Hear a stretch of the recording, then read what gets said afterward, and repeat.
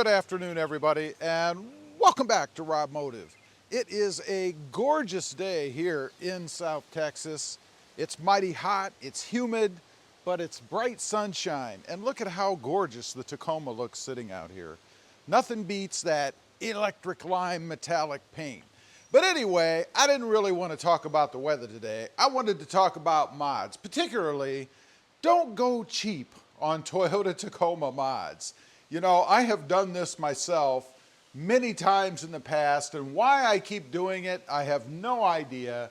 I guess, you know, you have to be conscious of what you're spending, right? You want the biggest bang for your buck. You read reviews and things, you see some pluses and some minuses, which you see on any mod. I don't care if it's the most expensive or the cheapest one out there. And sometimes you fall into that trap, and I have 7 times in the past. So we're going to run through. You know, I've cheaped out on each one of these and regretted it every time. Number one, the train horn. That's right, I went through that train horn phase. I had to have that loud, obnoxious horn so that when somebody pulled out in front of me, I could really give it to them, you know? So I bought this really cheap train horn. It was under like 30 bucks, might have even been under 20, I don't know. Put it in the truck, and I have to say, it sounded great. It did its thing, and I thought, wow, I really made out on this one. And then it quit working. I looked at it, and one of the hoses, it had a little air hose thing on it. That's how it achieved that sound. Little dinky compressor unit or something on it, I don't know. But the air hose had popped off, and all of the fasteners had started to rust. Even the horn itself had started to rust. It didn't work anymore. So that 20, 30 bucks that I spent, I might as well have just thrown it in the garbage can and never put the horn in. And it was a bit of work too. I had to run some wiring, it had power, I had to connect it somewhere under the hood. Big mistake. If you're gonna do a train horn, invest a little bit of money in it. Number two, an under the hood lighting or an under the hood light strip. Another cheap one I bought. This one I think was probably under 10 bucks. I bought this flexible LED light strip, and it came with adhesive on the other side, so you could stick it somewhere, you know? Then you run the wiring down, which was so thin, it reminded me of fiber optic cable. If you've ever looked inside a fiber optic cable, they have really thin hairs of light emitting wire, or light carrying wire, if you will. It was kind of like that, might have even been worse.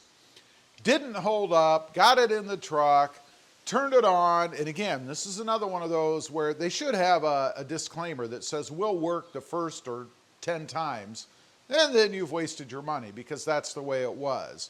Eventually, it quit working. Prior to that, the tape on it was so cheap. By the way, if you're using double-sided tape, invest in the 3M stuff.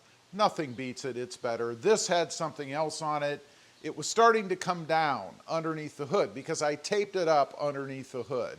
I should have, in hindsight, put something more substantial on it, but then I would have had a more difficult time pulling it off when it quit working. If you're doing under the hood lighting, do something that's a little bit more expensive. You won't regret it, you won't have to do it again. Number three, one of the biggest ones that I've done, one of the biggest mistakes I think, are the hood struts. I went with hood struts that are no drill. In other words, you didn't have to drill up through the bottom of the hood, hoping that you didn't go through the top, and then drill on the sides to rivet in the attachments where you screw them in or hold them down. That's always a pain, a little unnerving when you're drilling up through your hood, right? But it's well worth it. The ones I bought that were no drill, the company, and I've talked about this, actually changed the bracketry. It didn't sit flush against the hood, so they would flex, they would move.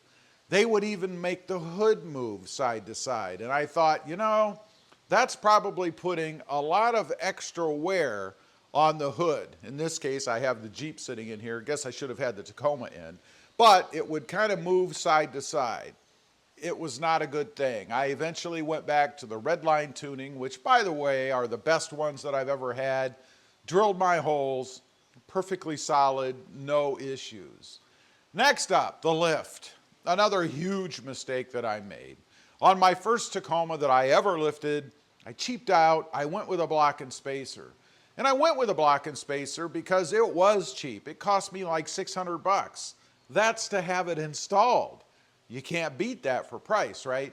Problem is, I had a horrible ride. It was rough. It hit every bump. I could feel it reverberating through me inside the cab.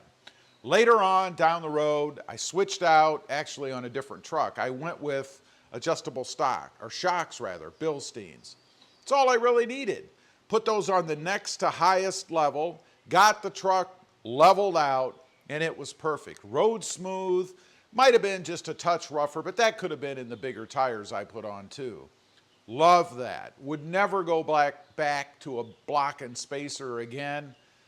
I suppose if you're limited on funds and you gotta have that look, just beware that you're gonna be giving up some ride quality if you do that. Next up is exhaust. You know, I've had many different exhausts on different vehicles. I go back to the first one that I put on, which was on a Jeep Wrangler. That thing rusted out in about 4 to 6 months, something like that. It was horrible. Loud, drony, drove me nuts. I pulled it off, put the stock exhaust back on, and man, was I relieved. I've also had others. I had a dual exhaust on, I believe it was the gray Tacoma. That one wasn't horrible, but it started to rust too. Looking at the piping underneath and things, they were just covered in brown rust. Not sure how much longer it would have lasted. Probably would have gone through within a couple of years if I still had the truck. I think the best one to go for if you're looking for just a little bit more sound, and I mean just a little because it's not much, is the TRD exhaust. It's very expensive, but I've always had good luck with them, and they're much, much better quality. Next up are tires, particularly or specifically spare tire. If you're going to go ahead and change the tires out on your Tacoma, put new wheels, tires, the bigger, meatier things that are taller, bigger, make sure you change out the spare. You know, as Murphy's Law would have it, you don't have the right size spare, you have a problem, and now your truck's riding around like this because you've got a smaller spare tire. It'll get you out of a pinch, but you certainly don't want to have that in the front.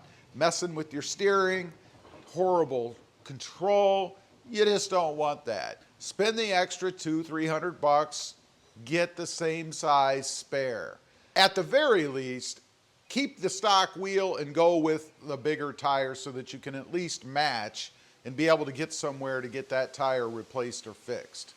Lastly, the roof rack. You know, originally I went with an OEM roof rack on my Toyota Tacoma. It's actually sitting right over there on top of the lift. Now, you might ask, well, gee, why isn't it on your truck?